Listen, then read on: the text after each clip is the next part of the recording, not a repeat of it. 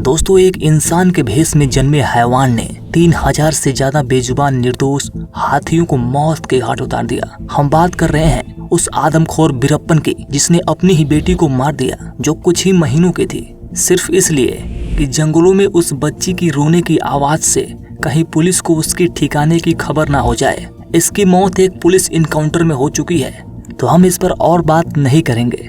लेकिन पुष्पा मूवी इसी आदमखोर पर बेस्ड है और इस मूवी को लोग बड़ी चाव से देख रहे हैं, ट्रेंड चला रहे हैं, पुष्पा बनने की एक्टिंग कर रहे हैं, बिना ये जाने कि रियल लाइफ में पुष्पा कैसा था। यह वीडियो बनाने का मेरा उद्देश्य क्लियर है। मैं नहीं चाहता कि आप भी इस भेड़ चाल का हिस्सा बने। कोई बहुत बड़ा सेलिब्रिटी अगर उस ट्रेंड को फॉलो कर रहा है तो इसका मतलब ये नहीं कि वो जो कर रहा है वो सही ही होगा। इनको पैसे दिए जाते हैं ट्रेंड का हिस्सा बनने के लिए। कभी कभी तो इनकी मजबूरी भी होती है लाइमलाइट में आने के लिए, क्योंकि न्यूज में बने रहना इनके लिए बहुत जरूरी होता है। क्योंकि अगर ये न्यूज से कुछ दिन तक गायब हो जाए तो डायरेक्टर्स, प्रोड्यूसर को ऐसा लगता है ये इंडस्ट्री से ही गायब हो चुके हैं। तो इसलिए ये लोग ना चाहते हुए भी ट्रेंड का हिस्सा बनते हैं। और जो प्लेयर्स इस ट्रेंड का हिस्सा बन रहे हैं दोस्तों, उन्हें भी लाइमलाइट में आने का बहुत शौक होता है। उनका ये होता है कि लोग हमारे बारे में हमेशा बातें करते रहें। पर मैं जानना चाहूंगा कि आप इन सब नेगेटिव ट्रेंड्स का हिस्सा क्यों बन रहे हैं। आपके पास तो ऐसी कोई मजबूरी नहीं है, आप तो कोई बहुत बड़ी सेलिब्रिटी नहीं है, लेकिन फिर भी आप इन सब चीजों के पीछे क्यों भाग रहे हैं, इसके बारे में आप थोड़ा सोचिए। क्या आप रियल लाइफ में गुंडा बनना चाहेंगे? अगर नहीं तो आप नेगेटिव ट्रेंड्स का हिस्सा क्यों बन रहे हैं? आप इनडायरेक्टली गुंडों को प्रमोट क्यों कर रहे हैं? जो चीजें आप रियल लाइफ में पसंद नहीं करते वो आप सोशल मीडिया पे ट्रेंड क्यों करवा रहे हैं? इसके बारे में क्या आपने कभी सोचा है?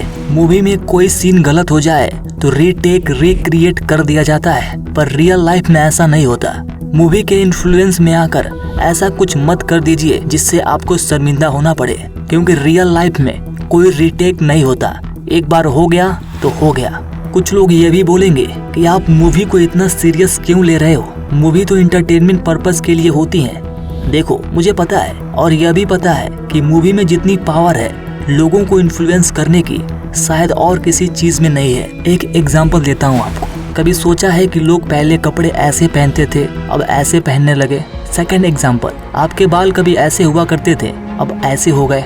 ऐसा क्यों हो रहा है? कभी सोचा है आपने? ये तो बस एक छोटा सा एग्जाम्पल था। अगर आप इस पर रिसर्च करने लगे तो आपके होश उड़ जाएंगे। देखो, कोई भी मूवी नेगेटिव और पॉजिटिव दोनों तरीके से आपको इन्फ्लुएंस करती है। अब आपके ऊपर डिपेंड करता है कि आप नेगेटिव चीजों को प्रमोट करना चाहोगे या पॉजिटिव चीजों को सीखना चाहोगे। सोशल मीडिया पे ट्रेंड्स का हिस्सा बनने से पहले 100 बार सोचें और अपनी रिसर्च कर लें कि जो आप सोशल मीडिया के ट्रेंड्स फॉलो करने वाले हैं क्या वो नेगेटिव है या पॉजिटिव है। By the way, thank you for watching this video guys. Rex Gyan को सब्सक्राइब कर लीजिए इसी तरह की और वीडियोस देखने के लिए।